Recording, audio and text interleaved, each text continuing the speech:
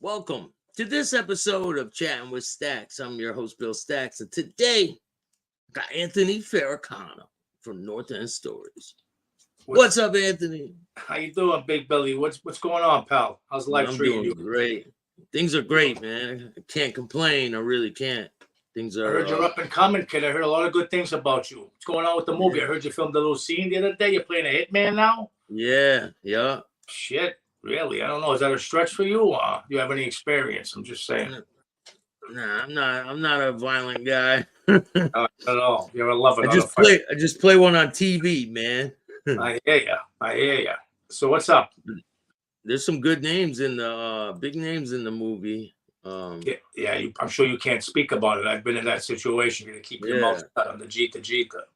Yeah, it sucks that you can't really talk about it too much. I know. Then you don't really know how it works out until it comes out too. That's another thing. You think you got all these good shots of you. You're gonna be on camera and all this, and then you get cut out. It is what it is. It's part of the game. Yeah, they cut your whole role out, right? I've been there many times. So You've had that happen? Things. Oh, it's happened. Please, I've done things that people have, like I did a City on a Hill. Kevin Bacon, I play a lawyer coming out of Superior Court with the court officer and whatnot, a little interaction with one of the stars. And I felt great about it. We filmed it all day for like 8 hours. I had like 5 different scenes, me walking by, me talking with the CEO, beep, about this and that. People were renting they were getting on Showtime. They didn't have it. They were ordering it just to see episode 10, my premiere episode, cut out of everything. All you see is my fucking legs walk by in the background. It's fucking unbelievable. Then I did Defending Jacob with Chris Evans, J.K. Simmons. Same thing. 5 great scenes. I'm with J.K. We're doing a couple of things. He's running by, screaming, yelling, play a prisoner, play an inmate in a prison cell block. They have a studio in Dover, Mass. It's a New England studio like they have in Hollywood, believe it or not. Multiple fucking giant complexes built with sound stages and whatnot. Built a whole cell block from South Bay in Boston. Absolutely perfect. Filmed all these scenes, and all you see is my face for a second in the camera, kind of walking by in the background. Everything else cut. What's the reason they cut you out for? I think the director, what I was told is I look a certain way, and when you pan like a background or whatnot, and you see certain people, you think they're gonna do something because they have a certain look. So what I was told is you don't have an average look. You don't look like your average guy. So I'm like, well, give me something to do. Make me non-average. Let me slap somebody. Let me yell. Give me a line. And I got a line, and then I fucking choked. You know, they don't give you any direction. It's like, all right, come over here. You're gonna turn around. You're gonna look at JK, and you're gonna go. This was the line I had. Looking good there, Billy boy. They wanted me to say it like really loud, like looking good there, Billy boy. Yeah. And I would have if he said that, but he didn't. He just said, "This is the line." When I say cue, when I say like action, you're gonna look to him and you're gonna say the line. So I looked and I went, "Looking good there, Billy boy." And they were like, "Next, see you later." Next guy came, screamed, "Looking good there, Billy boy." Boom, $1,000, signed a contract. So you learn. If you have a shot, you better make the most of it. And it's better to do extreme than to do low key, because they can always tell you, all right, lower it down a little bit. But if you do low key, they have no idea you can go into that level. So I always go into the high level first. But then we did that. What's it called? The Instigators, right? With Instigators. Oh my God, that was a fun trip, man. That was beautiful. Casey Affleck and Matt Damon. Matt Damon, yeah. And I saw one of the key scenes, which I can't give away. I wouldn't give away, but it's they were like I was watching the dailies. That's me, Boston Police. That's what I play in the film. I do a little handlebar mustache, trying to look a little different here and there. But they gave me the full uniform, man. I'm telling you, it was a money set, $100 million set easily. They rented the home for 3 days. That's crazy. Dude, there was Ving Rhames. I had conversations with Ving, Marcellus Wallace himself. Right? Look at him. And in the background, that's Alfred Molina, Dr. Octopus photobombing us. Fucking money. Fucking that's money. Crazy, man. Dude, when you do things you love, that's Michael Strasberg. He was on Boardwalk Empire. Your Honor on Showtime. He's a multiple film role character actor. You never recognize him, but you seem to recognize him. You know, one of them faces you can't really place because he's always different. Hence the character actor in him. Wonderful people. All part of this film. This kind of looks like role I played. Yeah, hey, that's How to Rob. That's one of the promo shoots from one of the photographers on the film set, and that was a great set. I played Hitman in that one. That's with the director, Peter Horgan, writer and director, and so talented that he got reviewed and by multiple. He's on Rotten Tomatoes, 100%, 99 for the audience, and the critics gave him like 5 stars throughout. Talked about how he's like Tarantino, Scorsese, De Palma. He's just got that street crime genre down pat. And we're doing a sequel or a prequel where our characters may come back. It's still up in the air. And the film is called Play the Edge. It's a crime film set in Christmas time. Best time to rob a cash business would be Christmas Eve. All the money's there. You know, you go in, you get out. You celebrate the holiday the next day with a load of cash. That's the poster for How to Rob. I'm the guy in the fucking the bottom. They black my eyes out. Don't ask me why. The first time in a fucking poster, and they cover my face. Again, Yeah. I don't know what they're trying to do to me. They're trying to keep me down, but what are you going to do? Chinaza and Josh Koopman. That's Chinaza Uche and Josh on the right. And they're wonderful actors. They're good friends, and the chemistry shows on the film. And Chinaza is on his way up. He just did a film with Morgan Freeman as well on Apple TV. His wife is also an incredible actress. The whole film crew was wonderful. Great experience. A little scene from the film. They play two penny pinchers, two like petty thieves, if you will. They rob young kids. They rob drug dealers that don't really have much connection until they step on the toes of somebody they shouldn't have. Connected guy, connected to people in the North End. He's a bookie. They beat him up a bit, maybe a little too much, and they send myself and my partner, Benny D, character, I play Anthony, and we go out to whack him. And that's the basic premise of the film. And it's all twists and turns. That's the City on the Hill, where I played the lawyer. Looked like fucking Lex Luthor there. It's my boy Paul right there. Talk about a great look for a tough guy. Look at him. He's right out of the fucking movies. He's Stallone-esque. And he's a tough guy in real life, too. Real tough guy. He's a real CEO. So God bless him for that shot. Oh, he is? He's a real CO? Yeah, he's a real deal. They use a lot of real people in these kind of backgrounds and shit like that. You know what I mean? Makes it more authentic. You know, why get a guy and pay for a uniform and all that bullshit when you could just get a guy who's already working the job? That's what I played a transit cop in the film The Commuter. I had a couple of lines in there. That was funny. One of my first times I had lines. So I had the other act and he was firing me up. And basically the scene was me chasing him. So I got to chase this nut job who's harassing people before he goes on the train. I chase him to the train. And I'm supposed to be telling him, hey, calm down. Next stop, if you keep it up, I'm going to have 2 guys grab you and throw you out of this fucking place. So what happens is he's firing me up, pushing me around, saying, come on, don't forget. You're chasing me. You're angry. I'm driving you crazy. You finally get your hands on me. Then the director goes, action. I run into the train, and I'm just like, kid, oh, fucking you better never. Screaming like a nut. Everybody's face was like, they say, cut. Director called me and goes, oh my God, what the fuck was that? You scared the fuck out of us. Nobody expected that. If you act like that, everybody's going to be more afraid of you than they are at the nut job that you're chasing. You're going to tone it down a little bit. So at the next take we did, I was like, hey, listen, buddy, I told you once and I'm telling you again, if you keep this up, I have 2 guys in the next stop that are going to come here and drag your ass out of here. So do the right thing. Behave. There's people here that's trying to get home. Don't let me come and tell you again. They were like, cut, perfect. How did you go from this to that? It's what you asked. I thought it was pretty simple, but I guess some people find that hard to do. It is what it is. But what made you want to get into the movies? Oh, I've always loved movies, Billy. As a kid, we used to know, what do we do? You see Scarface and you're like, hey, cheats, get the yayo, all the lines from the movies. You see The Godfather, you're like, hey, leave the guns.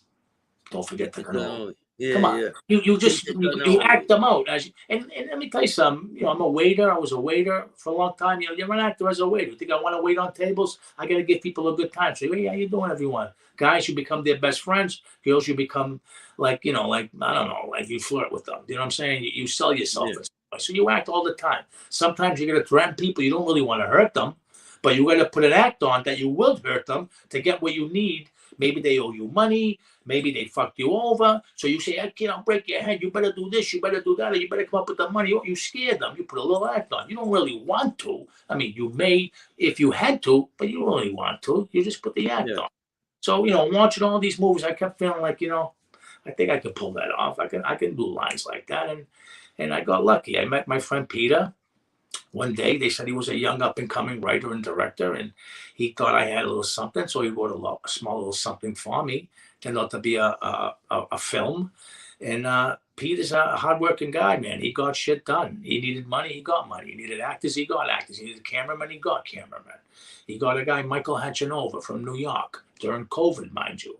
So all these actors they're desperate for work, right? There's COVID, everything's shut down. They'll do it for peanuts just to keep the practice going, just to keep themselves, in their art, in their craft. And Mike, he's done Soprano episodes, Billy. He's done the Punisher movie. This guy gets paid like big money a week. He did it for 15 grand for 2 weeks. They shot this film in 2 weeks. He came down, told his wife, "Is it okay?" She says, "Yeah, that's no problem. There's nothing going on."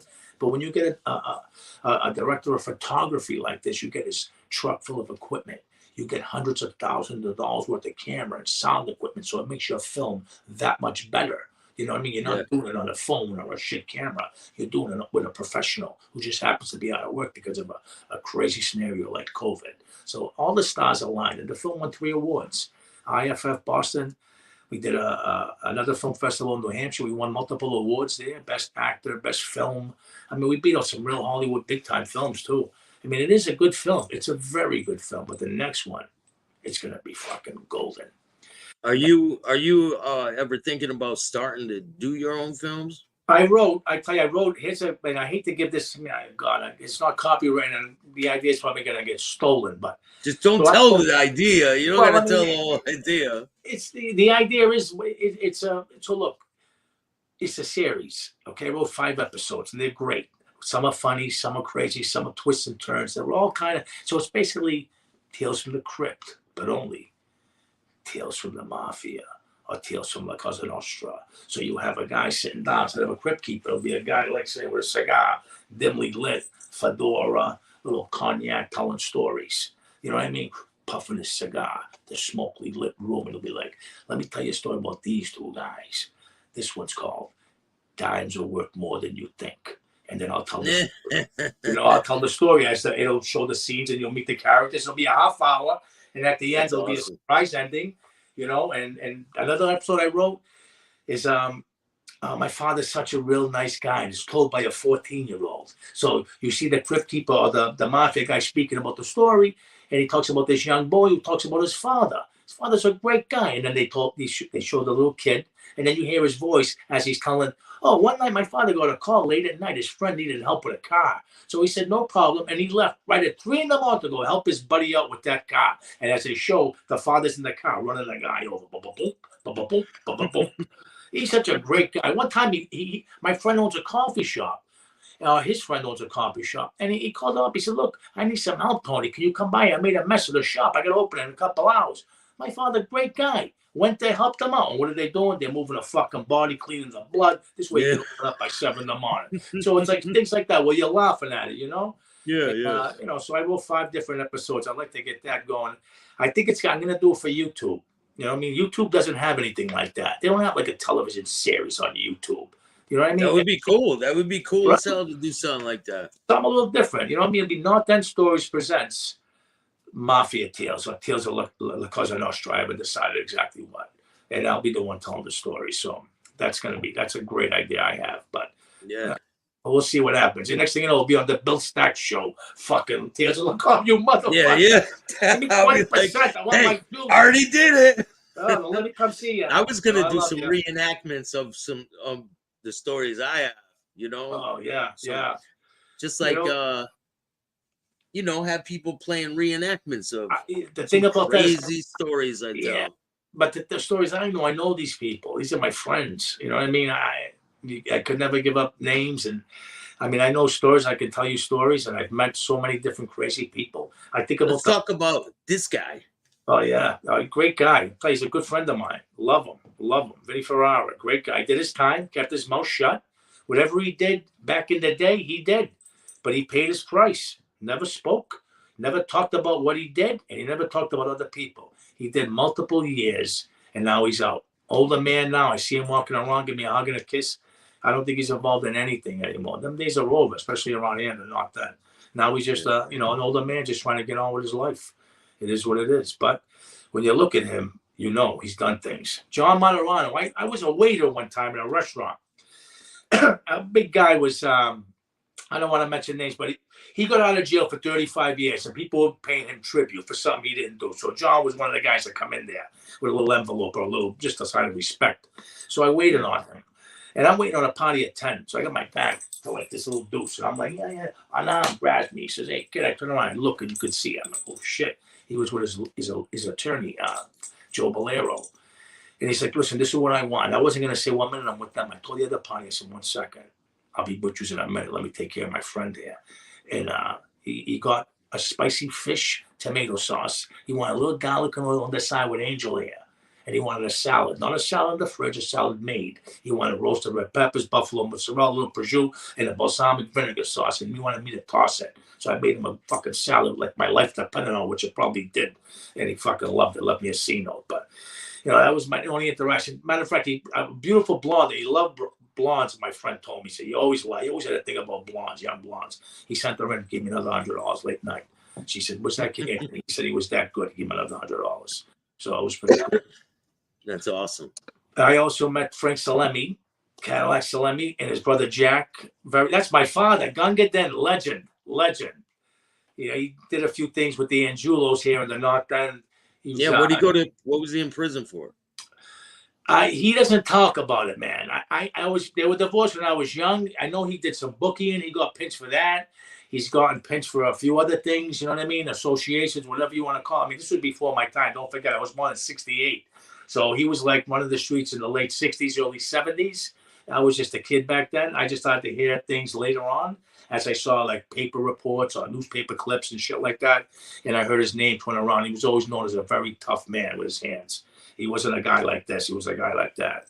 You know what I mean? North End breeds tough guys, man. Yeah, you have to be. The North End you can jog around the North End in 15 minutes. So if you have a beef, me and you live in the North End, we don't get along. We're fighting every fucking day. Because unless we squash it, I see you at school. I give you a look. You're like, what the fuck you want to do today? And we go at it. On the pool, I see you. We have a little watering hole. It's a public pool. So everybody goes there in the summer. I got to see you in the fucking summer. You got some lip. I got some lip. We're going at it. Unless we squash things and we just say, fuck it, and we move on. How much have things changed down there since? Oh my God. It's Beacon Hill now. If you're not familiar with Beacon Hill is a rich, privileged white fucking area, and that's what the North End is. It's maybe 25% Italian now. We're hanging on by a thread trying to keep the traditions alive, like the feasts and whatnot. But you get all these rich, yuppie kids. Let me tell you something. Got a handful of black kids that live here. You don't have 2 words from them.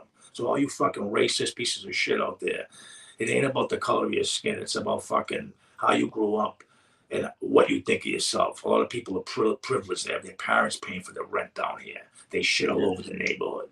If you're a black person, chances are you grew up hard, grew up struggling. And if you gained any kind of money, you appreciate what you have, and you appreciate where you come, you appreciate neighborhoods you go to. You know what I mean? Same thing with all kind of races. I'm broke. You could be a broke white guy. I know Irish guys that are fucking broke. It's when you grow up with nothing, you don't go to other neighborhoods and take a piss on the wall. You know you deserve a fucking beating.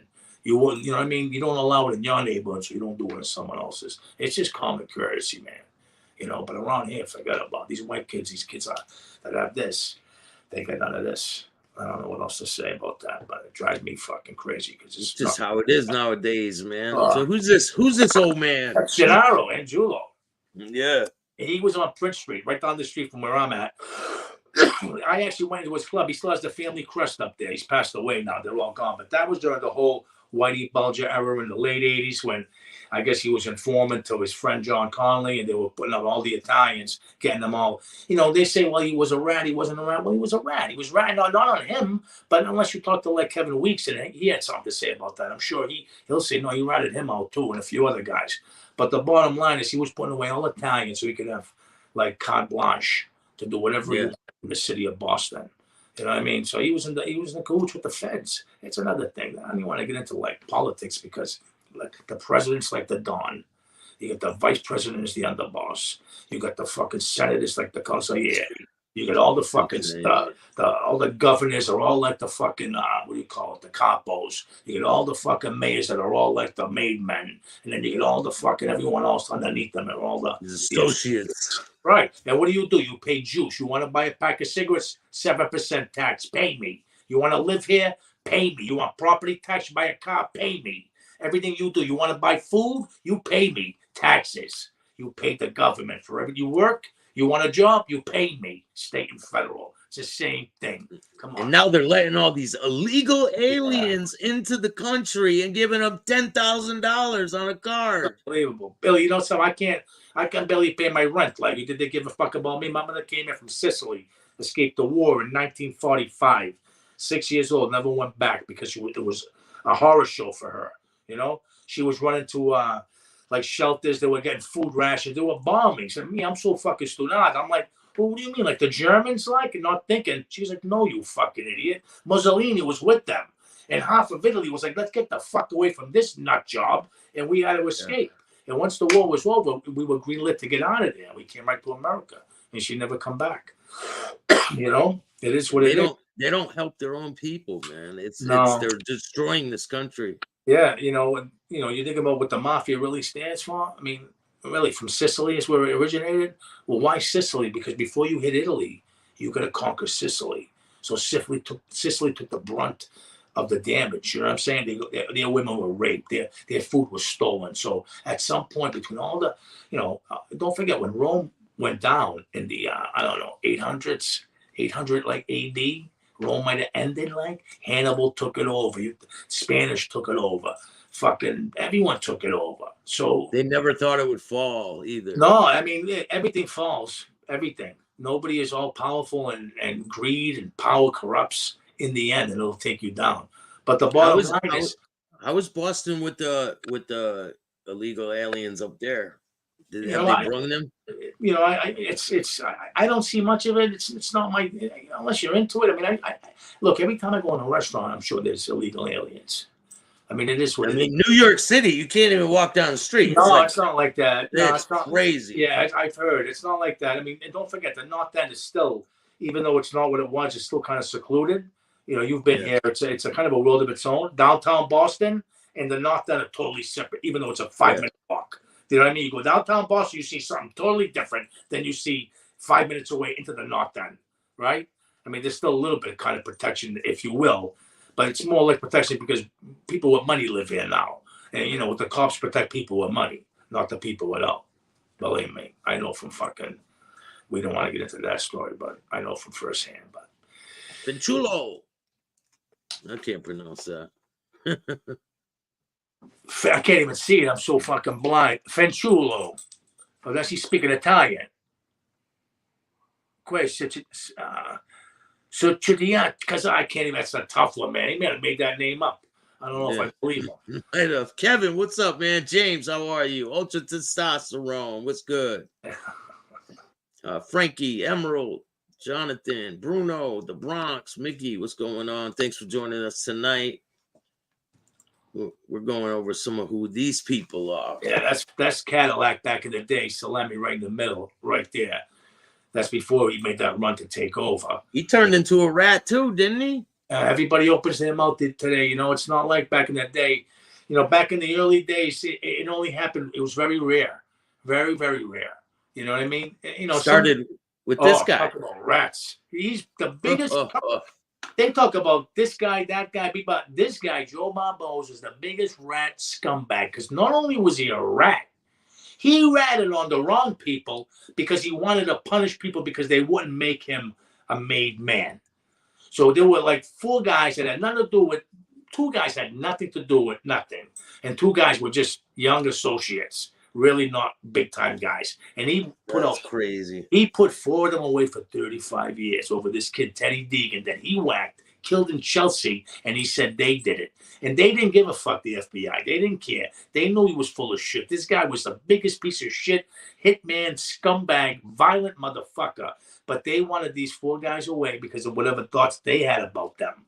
And they took his fucking word and they put them away for 35 years. But they beat it after 35 years. And the government paid them $109 million for their pain and suffering because they got fucked. You know, that's So are they still around? I think 2 of them passed away. All 3 of them, and maybe one is still alive. But one of them was a very good. 2 of them were good friends of mine. One guy had nothing to do with nothing. He wasn't. He was just a hardworking Italian guy, and they just loved his name because he just needed 4 names. You know what I mean? It could have been me. Could have been you. They weren't no way, shape, or form involved with what that guy made them out to be, and that's why they got $109 million. And you can Google that one. That's a fact. That was my father. I guess one of the Angiulo brothers, I think it was Frank, he was doing a thing for him. I guess there was an old guy that was beating them. Think of how petty this was. This is in the 70s, mind you. So this guy was beating it for like $300-$400 in numbers. I don't know what he was doing, but he was finagling. He was an older guy, 70 years old. And he hit the same number like 5 times for $200-$300 back in the day. And so they called my father and they said, we want you to grab this guy, like, and, you know, take care of him, give him a beating or whatever. My father's like, the guy's 70 years old. He's like, what does that fucking mean? It says in that little clip, we can't whack a fucking old man. The guy's been robbing us fucking nickel and diamonds. We want to whack somebody. We'll whack anybody we want. My father's like, man, whatever you say, boss, whatever you say. More or less in that little fucking clip that you just saw. But he never was going to do something like that. My father wasn't that kind of guy. And what, did they record the conversation? I guess, yeah, that's when they were getting pinched at the time, you know what I'm saying? And they had it all on fucking record and they put it all in the fucking paper in the Boston Herald as they pinched on a bunch of guys, you know, when they took all the Angiulos down. It was just one thing to add to the camel's back, if you will. You know what I mean? So this guy has an interesting story. Oh, my God. Yeah, I grew up with him. Like, he's from the North End. Crazy kid, you know. I always had we had a beef. Like, it was like, you know, he got picked on a lot. I wasn't a pick on guy, but he was a little jerky. He was a little like wise. He was a little crazy. So I really didn't like him. And then when he opened his own club, he started to become something. And he started to do a few crazy things. He was a little feared. And he got me a little nervous because I'm not a crazy guy per se. I mean, I'll fight anybody to the death if I have to, but I'm not like a killer. Like, I'm not looking to stab people. And, you know, if a fight happens, it's, you know, if I have to fight, I'm fighting. But I'm not looking to stab and shoot people. But he was doing that already. And then he opened Enrico Ponzo, right? Yeah, he was He opened up an after-hour club here down the street. And he was selling coke. And I was invited to go down there for a few drinks or poker games and shit. I said, yeah, I'm a little nervous. And the kid I was with was like, don't worry about it. He's deathly afraid of me. And I knew that kid had a crazy reputation that I was with. So we went down there and, you know, we had this kind of look like we were both uncomfortable with each other in that presence, me and Enrico, but nothing ever came of it. But later on, he tried to make a move, become something, take over the North End. He ended up supplying a gun that shot and paralyzed a friend of mine with another guy that was up and coming. I don't want to mention names because, you know, my friend's one of my best friends. And then he went on the lam after that because everybody was out to get him. He took a shot at Salemi. He shit the bed at some fucking IHOP in like Medford or whatnot. Frank didn't get hit. I don't even think he got hurt. And then he went on the lam. He ran and he hit. Gigi shot Frank Salemi. Yes. Allegedly. Right. When they were together. Gigi's the one on the left. Right. But you got 2 guys. Well, that's the same guy, Enrico Ponzo. That's him when he was older. He changed his name. No, that's Gigi on the left. No, that's Enrico. That's Enrico when he was young. Is it? Yeah, that's Enrico when he went away to Idaho and he became Jay Shaw. That's him with the glasses later. But that on the left is who I knew as a young man. Oh. He went to Idaho, got married, had 2 kids. They found like $500,000 in cash, a cachet of guns on this farm. He was selling cows. He got away with it for 20 years until somebody neighbor recognized him on America's Most or some shit like that. And the feds were called and they grabbed him. And he died in the can. All good things come to an end. And all bad guys die in the end. It is what it is. Yeah, so I'm doing Gigi Materano's documentary. Right. And it has a lot of crazy twists and turns. Did you hear about some of that? Yeah, well, I remember. He got shot in his ass, right? Yeah. And the feds came up to him at the Boston airport and said they put a bug in his ass when they were taking the bullet out. Wow. So they told him that they planted a bug in his ass, and he started freaking out on them. After he went to prison, they had a hearing, the feds and everything. And I have the tapes. That's fucked up. But that But them wasn't true. admitting that they did that. But they really did put a bug in his ass? No, they were just fucking with him. Yeah, but you should have known. You can't fucking hear anything if it's stuck up here. I mean, you know, wow, they put on his fucking paranoia. That's what that was. Pink Panther, what's going on? That's right behind you. There's that picture you're showing right there. You see how it says the North End right there, right? Well, Yeah. look how it's like a castle moat before the big dig. You see the wall around it underneath that bridge? Yeah. So you had nothing but a wall, a kind of encircling the North End, and all you had was that little walkway, one way in, one way out. So if you came in that way and you did something wrong inside that little town, beyond that little fucking underpass, you better fucking know where that way was to get out of there. If you don't make it in time, you get stuck right in that alley. That was the only way in, the only way yeah, out. I've seen more guys take beatings right in that underpass because people would wait for them, knowing that they had to go through there to get to the train station. And the minute they walk through, pow, bang, bang, like they say, beatings. I've seen it. I let a kid off the hook one time because I wasn't doing it for show. I was chasing a kid down. Got him at that little underpass, right past it, grabbed him, but a crowd ensued, went around, and I just looked around. They would die for me to crack him, like the old fucking, but I don't do it for people. I told the kid, don't worry about it. We'll settle this some other day. But he ended up, I never saw him again. He quit school, and I was in high school at the time. I guess he was so scared, never wanted to come to the North End again. You know, it is what it is, but I never did something for other people. I do things for me, you know. It's crazy, man. I've had the North End is a great place, though. It is. I mean, look, when I was a kid, everybody knew everyone. If you went out and you did something wrong, somebody out the window would see you and say, Anthony, put that back. Don't do that. I'll tell your mother. Back then, they call her right away. You take a fucking beating. It's not like today. You put your hands on a child, it's even a spank in the ass. They'll call the police on you. You'll get pictures. Yeah. Back then, forget about it. You took a beating from them, from the teachers, from everyone. You got the green light. The teacher was like, can I whack your kid around? They were like, yeah, absolutely. And then send them to me so I can whack them around after that. You know what I mean? It was like, but, you know, sometimes it's a good thing. You know, you don't have that discipline today. Kids run amok. So this guy had a lot of control in the North End, and he wasn't even around there a lot.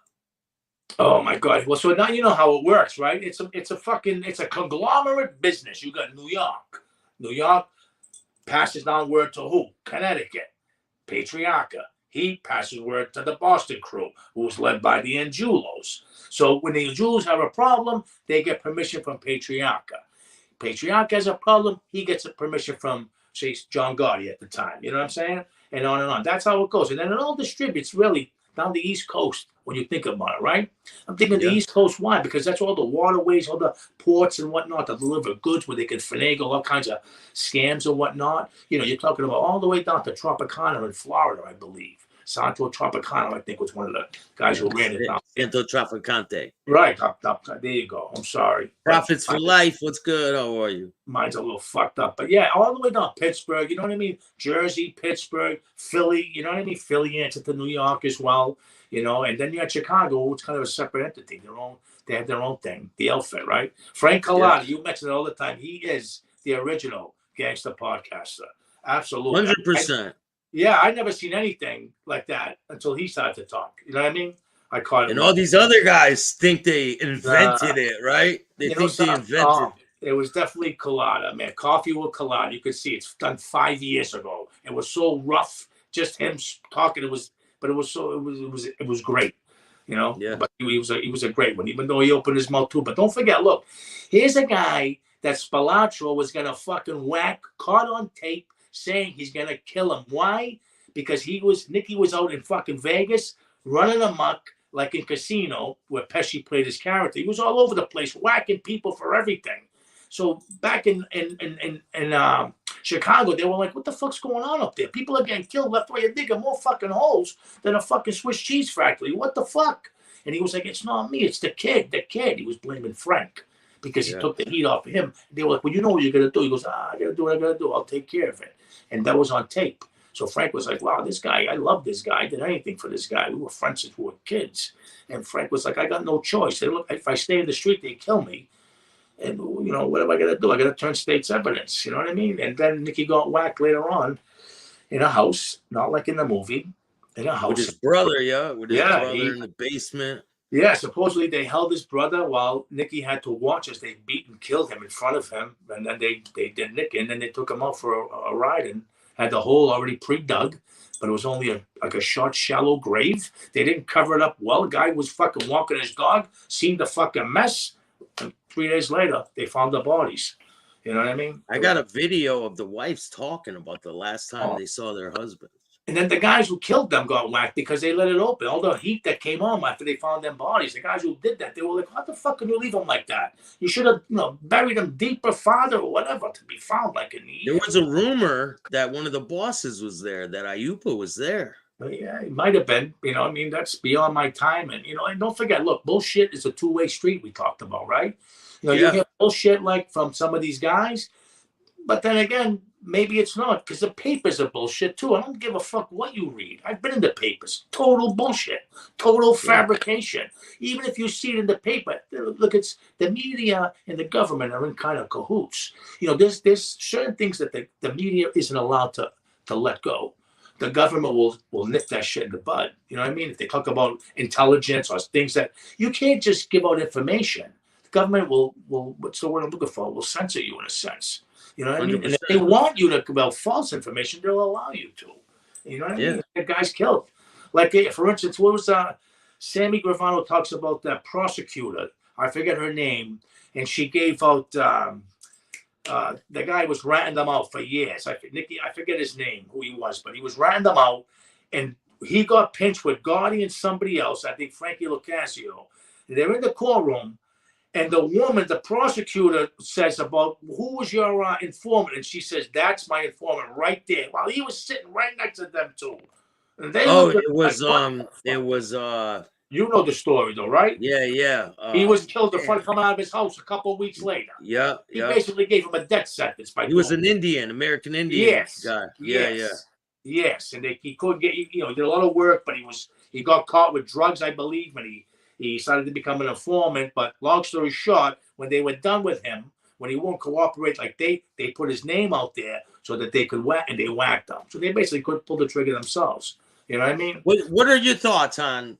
Because back in the day, you weren't able to talk about a lot of the things that they're out here talking about. Yeah, like it was definitely taboo. I would have never even thought about it in the 90s or anything. Okay, so what do you think about all these cooperators that have shows and are talking about violent acts they committed? And what are your thoughts on that? Number one, look, I was getting into it. It was entertaining, right? You want to hear from these crazy guys, and they, but I was thinking about when I was young, right? Wow, when you were called a rat, it was the worst thing you could be called. Let me tell you something. I remember, I'm Italian, so I mean, in some ways, I was proud of like the mob, like, because they protected my neighborhood. They really did. You couldn't come in here and do something wrong. People left the doors open. If somebody did something wrong to you, you went to the club and you said, "Look, they robbed my fucking car radio, like this fucking junkie up the street. They got it. And if they didn't get it back, they gave the guy a beating. He never did it again." So they looked out for you in that sense. Yeah. So that being said, like, like you didn't talk about shit, and it would break my heart. I remember being in high school when they said that Sammy Gravano was going to talk about. I was heartbroken. Because I loved them too. They were like fucking the Abbott Costello of fucking the mob. They were like, they were the best together. I felt like they were dynamite. They made me feel like fucking great. And then, I was heartbroken. I remember he talks about his family. I felt like that. I was heartbroken too. Evidently he might have had his reasons. Like, again, we talk about half bullshit. He says that on tape, and it is on tape, that he was talking about this fucking guy, Sammy. He's doing this, doing that, blah, blah, blah. I mean, look. But he was doing all that shit. But I mean, it wasn't like he was hiding it, and he was kicking up. He was paying. Everybody was making money. It wasn't like he was making more than John. I mean, if John felt that way, he would have took some of that money. I mean, I just think sometimes what's worse, though, rat somebody or to pin it on somebody. It's kind of like the same thing, right? So if me and you get pinched, and I say, "Hey, I'm going to tell them, look, Staxx, me and you get pinched. I'm supposedly the leader. So I'm going to look at you and say, look, you're going to have to take the rap on me." What if I'm like, "Fuck you"? Then you're like, "Fuck you." Then I'm going to tell you. And they're both telling on each other. Those three guys know what happened. I don't give a fuck what Sammy says, what John says, or what Frank says. And they're gone, those two. But I believe Frank's gone. But look, you can't say Sammy's lying. You can't say he's telling the truth. It's a two-way street. You believe none of what you hear and half of what you see. You know what I mean? Look, Sammy did so much for him to turn at that point. Look, and he did 20-some years in the end. It wasn't like he fucking skated free like these other guys. You know what I mean? He did time in the hole. He did it in a Supermax. I mean, he survived it. He didn't snap. He didn't kill himself. He didn't become, whatever you want to say. Still a lot of time. You know what I mean? And he spent a lot of street time. Look, yeah, but he came out and sold drugs with his family. No, I know. Look, here's another thing. You're afraid to do the time? Well, he wasn't afraid to sell drugs and get back into it. Whether he wanted to or he had to, that's his own business. But the guy was he wasn't afraid. I don't feel like he was afraid. No, he can talk. You know why? Not because he is a legend in a sense. I'm sorry. He's seen things. He's been with guys. He's in history books. The fucking guy's in history books, man. Some of these other guys, I never heard of them. Never fucking heard of them. I know, and all of a sudden they come on YouTube, and now they were there. They were there. Well, everybody sees what he did. I mean, Sammy, in that sense, Frank led the path. He created it. But Sammy kind of, what's the word? Look, he's an entrepreneur. He's got a million fucking subscriptions. You guys probably making crazy money. You got to give it to him. The guy always knew how to fucking make money. Now he's doing it again. Whether he's carding you or not. It's caveat emptor. Let the buyer beware. You pay for it. It's on you. You may not like it. They may like it. But let's face it, most of the people that like it are never around that thing. They've never been involved in anything, never seen it, smelled it, tasted it. So they just take it for like what it is. And, people like us, we could smell around the truth a little bit. We could see that it's maybe a little exaggerated. We could see that maybe it's a little hidden because they don't really want to tell the whole truth. But back to what you said, yeah, you never talk. Like when I mention things, I don't mention names. I mention like stories, situations, but I won't mention names. These people are very dear to me. I have respect for their families. And I have respect for them. I'm not here to put their names out there. You know what I mean? I've seen things. Yeah. I've grown up with guys who killed guys. Not guys, they were kids. We were kids. Look, when somebody puts a cherry bomb or half a stick of dynamite in a fucking toilet bowl in the 8th fucking grade to get a day off of school, do you know at some fucking point this guy's going to be probably carrying a... He's crazy. There's something wrong when you're doing shit like that. Sure, I want a day off of school, but I'm not going to blow up a fucking bathroom in the fucking boys' bathroom in the school. You know what I mean? You're going to have limits. Then you just know. I mean, I know. Yeah, there's limits to it, right? We used to go for Halloween egg fights, right? Egg fight, right? That's what you did, like little kids. Clubbies like egg. Guys were shooting rocket launchers and fucking flare guns. I'm going, what the fuck is this? I'm seeing flares shoot over my head, bouncing off buildings. I said, what the guy made? They would make it with gunpowder and a fucking like a pipe tube, like target, put a thing in flat. I was like, kid, you guys are like fucking like pyromaniacs, like those are the same kids that ended up getting killed or killing people and got into bigger and better things in that sense, It all starts. Paulie was doing that shit. Right? Yeah, Paulie was fucking. Please, let me tell you something. Paul, you could give him a fucking. He's like MacGyver. You could give him a fucking match hand and a fucking, put a hole in the wall. Get you in or out if you need to. Paul's one of them guys, you know what I mean? Never sweats either. Paul used to have a fucking big-ass van, black van. We used to play from Apocalypse Now, fucking going to the club. No seats in the back of this van. You got 7 people rolling around like this. He's fucking flooring it. Fucking just like making left turns like this. Guys are going against the wall, all fucking drunk, fucking hilarious. They used to call him fucking Mel Gibson back in the day from Lethal Weapon. He had that long hair, fucking crazy. Yeah, he was crazy. They called him the Amazing because he did crazy. Do you remember when he was set up for that murder? Yeah, I mean, I look. They used to call him a rat, and he ratted. I mean, well, he did 8 years. He never. There was a kid. I don't want to mention his name. He was the rat. He was a third shooter. He fucking did most of the work, and then he fucking put the finger on everyone. And there's a trial on court TV back in the day with this particular person that lived in the North End. That was kind of crazy. But when push came to shove, literally got caught. It wasn't me. It was him, and him. He supplied the guns. He did the shoot. I didn't do anything. He got off scot-free. Witness protection. Those guys did fucking. One just got out a couple of years ago. He did 25 years because he was only 16. You know, the other kid was 18. He's still doing double life. But they were great friends of mine. Man, I love them kids, you know. And, so someone's still in prison for it? Yeah. When you're young, Bill, you make decisions that change your life. I'm thinking at 60, you don't really know what you're deciding. You know what I mean? As opposed to 36. You know what I mean? It was supposedly some kind of. I went to prison at a young age, man. I was 13 years old. There you go. I hit the yard. But would you be doing what you're doing now then? Meaning with the intelligence that you have now, you make better decisions. 100%. My life's totally different from what I used to be. You know? Because you're smart. You know what I mean? You think about consequence. You think about like the future, what you really want to be. You know what I mean? You're not trying to. Don't forget when you're young too. You're trying to impress people, right? You want to whack somebody too, like, right? You want to be like them. You want to make them think that you're like them, so that you have some kind of street clout, like, you know. But all that really means is nothing. Doesn't mean shit. Well, the guys who are working real hard, living in a home right now, and I'm still living in an apartment. You know what I'm saying? Because when you get out of prison, or when you're in there, no one's there for you. None of your friends, none of that shit. And then you get out and you think it's going to be he's back. And it's not like that. You just get out. There's no one around. Look, I remember, you know, I hope you don't mind, when our mutual friend went to the can. We had a big party. That's what you did, right? You're going away for a few years. What are you going to do? You're going to have one last night out. You're going in Monday. It's Friday night. We're going to the club. Everybody's getting a piece of this, a piece of that. You know, we're just living up. He's spending $10,000 on everyone. Nobody's spending it on him, which is weird because he was the guy making the money a little older. So he's throwing all his money around because what is he going to use it for in the can? But nothing. So we had a great night, and then we give him a hug and a kiss as we're all passing out and going home the next day. And you don't see him for 10 years.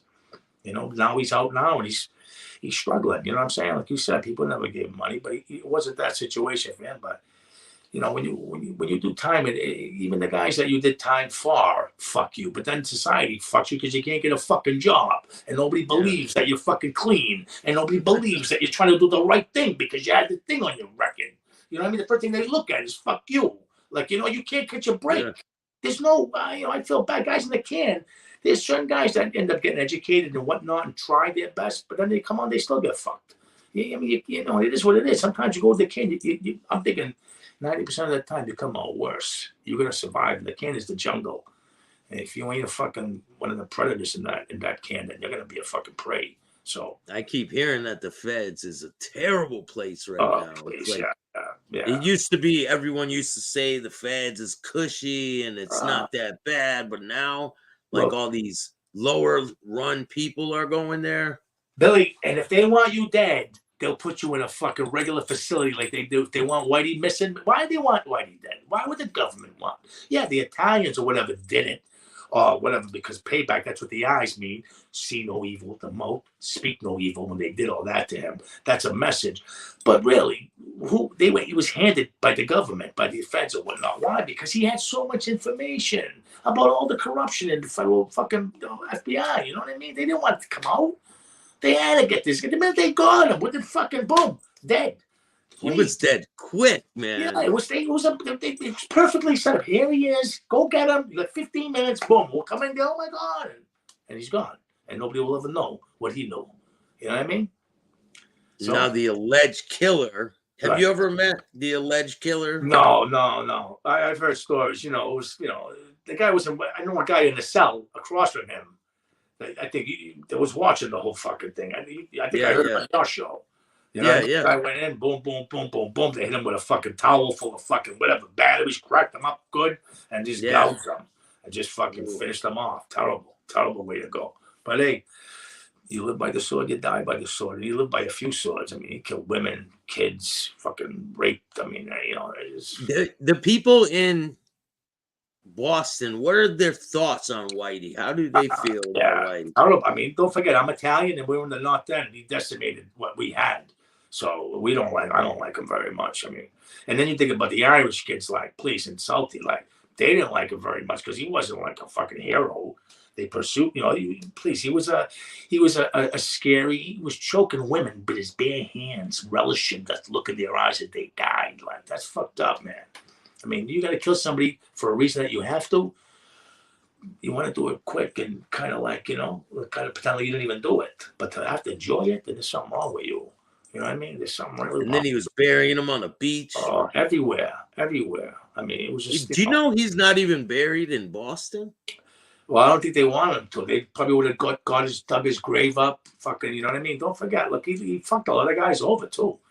Don't forget. Well, his grave was defaced. Look, he went on the run. I mean, he was. Look, when they caught him, the rumor was he would have went out shooting.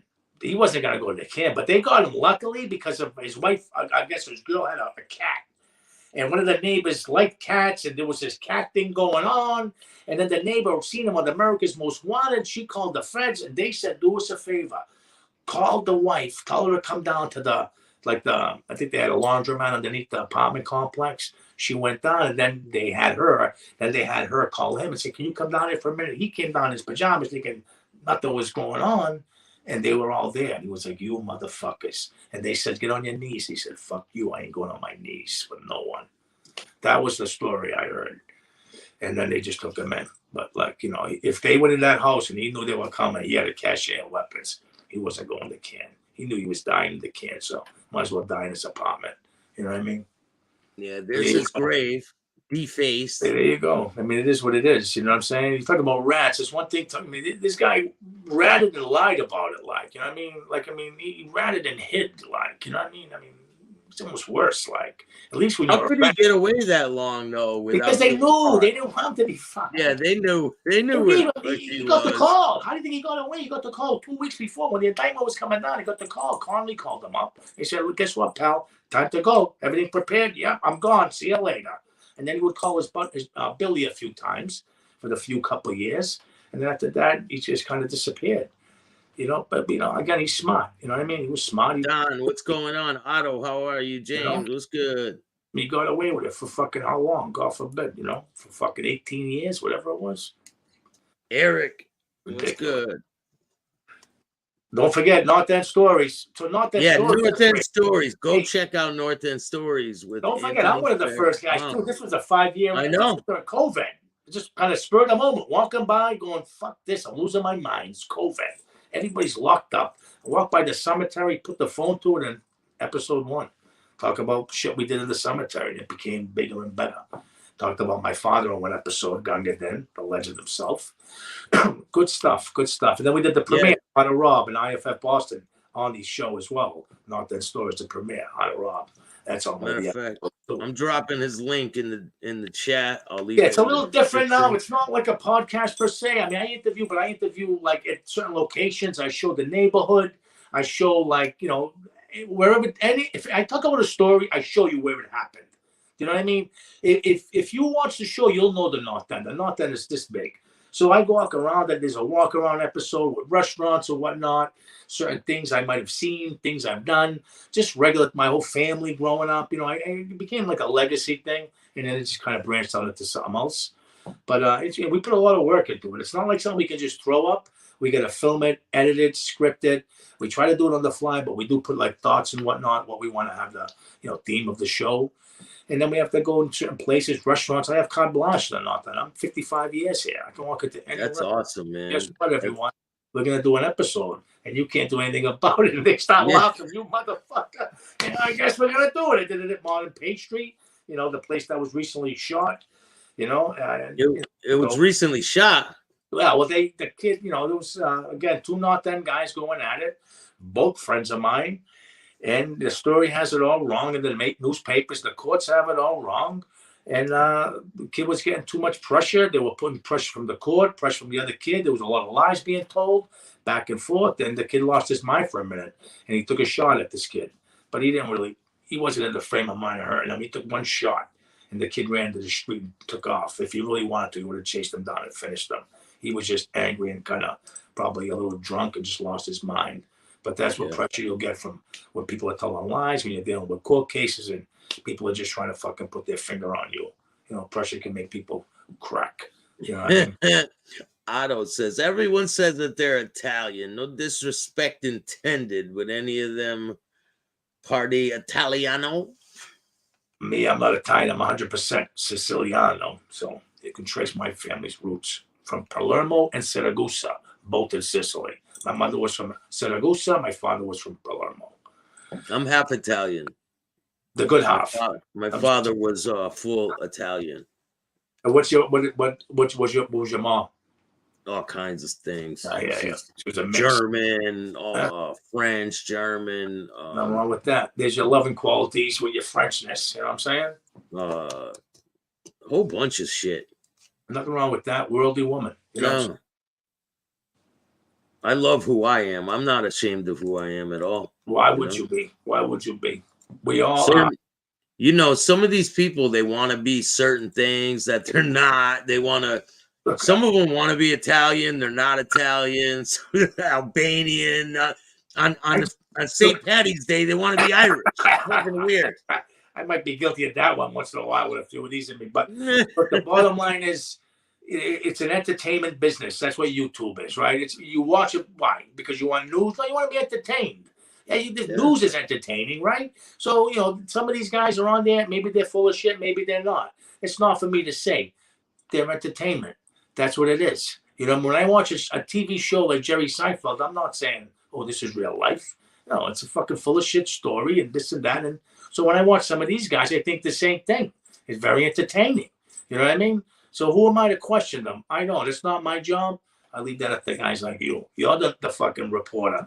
I'm just here fucking watching this entertainment. But you know, one guy I do have a lot of respect for is Mr. Joey Merlino. That's a guy, again, like guys I know, Vincent Ferraro and whatnot, did his time, did what he did. Stood on business, handled his business. Hey, he took shots at guys. He almost got killed.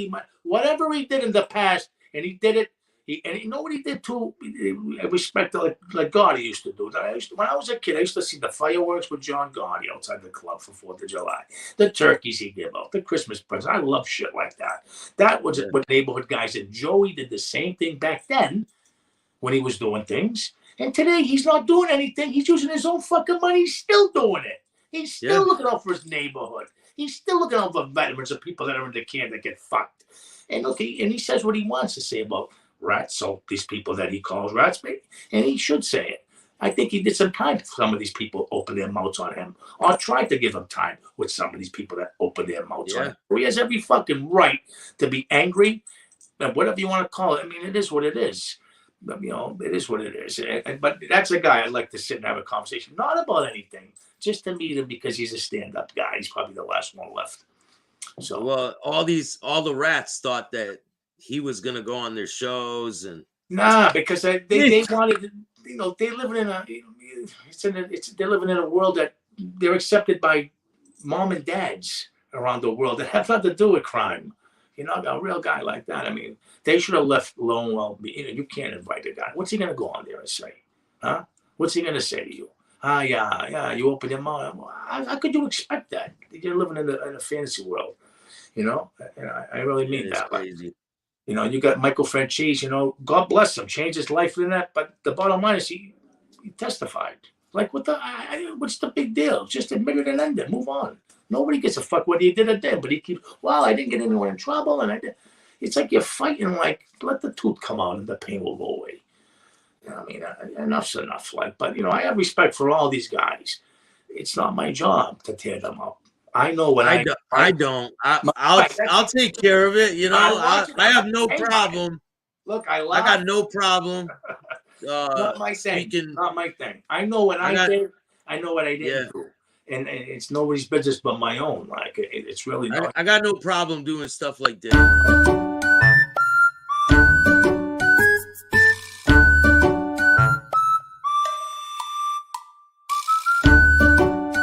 It's pretty damn good. Well, mine hurt sitting on my face. As long as his head wasn't attached. But anyway. Yeah, right. You know, I mean, the kid's 30, you know, he's 36 years old. He's a young guy, man. I mean, he was born. What does that mean? He was born in what, 88 or something like that? I don't know. He's 40 years old. I mean, but it was over like in the 80s. I think by the early 90s it was a trickle thing. New York might have been different, so I can't speak on that. But I know here in Boston it was basically done by late 90s. You know what I mean? So if you were born in like what 1984, so when you're 20, it's 2004. 20. So you're telling me in 2004 there was like rackets like there was in 84? There was like, set up like that? Forget about it. People were already fucking done. And the times have changed. Cowboys selling drugs, running and gunning, no fucking loyalty, no fucking honor. I mean, there was a sense of honor before. You know what I mean? There was a sense of fucking looking sharp and dress respectable, not like fucking sideway caps and fucking gloves on your belt. You didn't wear a piece unless you had to do work because you didn't want to get caught with something on you. You know what I mean? I remember in high school it would start with football. Well, even before that, the first time I got involved with anything was, hey, kid, yeah, take these. What do you mean take these? You want to make a buck? Yeah, all right, then take these. And they give you a stack of little fucking pieces of paper. You know the club on Undercar Street? Yeah, take these. You'll see the kid in there. He'll be waiting for you. Just go knock on the door. You run, knock on the door.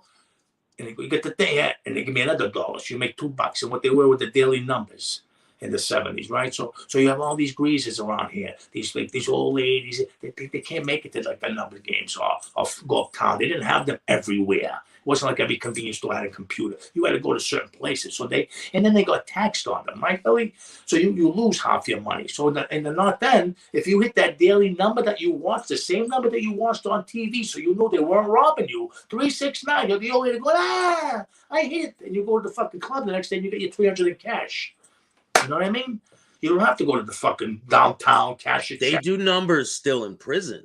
Right. Well, it's the same idea. Every night they would go around collecting the numbers. Is fucking, everyone's a degenerate. Huge. Fuck if you're in the Vatican or you're in the can. You know what I mean? People are doing, even in the court systems, anywhere you go, there's fucking football pools and all that shit to disguise like the gambling is basically what it is. But it starts like that. Then you're in high school and guys are going, hey, you want a football card? And you're like 14, what the fuck's that? Yeah, you pick 4 teams here. If they all win, you get 10 times the amount. Put a buck on it because you're broke. You're only 15. You win $10 for the score. And then you get, who's he doing it for? Well, they get it from the club here. And then he distributes them. He gets all the money, goes back to that club. They give him 25%. That's how you get involved in things. It starts to work up.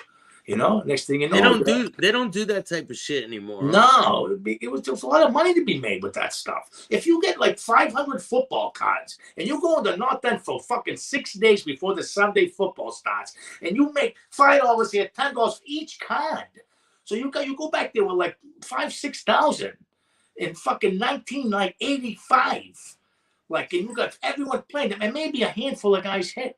And it's a $10 hit, so you win what, $100, 10 times the amount. Maybe one guy hits for 500. What be? You still pocket 4,000 or 5,000 if they hit. Football cards are like the hardest thing to hit. You know what I mean? But the lure of 10 times the amount, I'll give him $5. Fuck it, it's a donation. But if I hit, I hit. But if you're the guy collecting, I'll take that $5 if you give me $5 every fucking day, Billy. So what do you think? Because you know how they put money on the street and there's a VIG and all that shit, right? 10%. Some guys 2 points, 1 point. What do you think now about the no violence policy? People could say, fuck you, I ain't paying you. Well, that's the thing. I mean, how do you get your money then? How are you going to get your money? If you can't be violent, if you're not afraid of getting hurt, that's basically all you can. If you don't have the money, if you're trying to beat somebody and you have it, fuck you, man. But if you don't have it, really, they're not going to want to hurt you because they want their money. If you don't have it and I beat you up, Billy, you're still not going to give me the money. But if I look at you and say, look, Billy, we can work somehow. You got a job? Yeah, I'm working. What do you make? I make $500 a week. Don't lie to me. I make $500 a week. All right. Give me $150 a week. This way I'm not crippling you. You owe me $2,000. Give me $150 a week until it's $2,500. That'll be the juice that I'm going to tax you. And that's not even the start of the fucking payback of the loan. If you don't pay me a week, I got to add that $150 back onto that with another fucking 10%, which is another. And now they try to attach something like, say, they own a business or they try to take their car. That's extortion. Well, yeah, right. You go to prison for that. Yes, absolutely. I think The whole racket is dying. Yeah. Oh, it has to. It has to. Look, bookies today, you know what they do now, right? They have online. They go online. I know guys that booked the regular way 25 years ago. Now they make a website and they do it legally. They're bookmakers. It's fucking, it's like it's gone corporate. You know what I mean? It's the same thing. Like, look, the mafia robs credit cards now. It's, you know, you get a lot of young guys that are tech savvy that are robbing your fucking credit card. When you go, oh, somebody bought something. Well, that's, you know, that's a piece of the action. You get a little bit of this, a little bit of they steal a couple dollars each time. A couple of dollars out of gas. Credit cards is $3 million. You know what I'm saying? Yeah.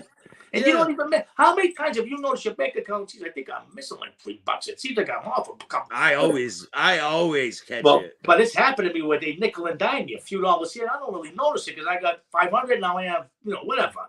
You know, you don't make it. And in a year's time, they beat me for $700. But the bank one time said, all these things. Have you checked it? I said, what are you talking about? She looked and she went over a year. It was 700 something bucks. Doesn't seem like much, but I had 1,000 people to that they beat somebody for 70 grand this year.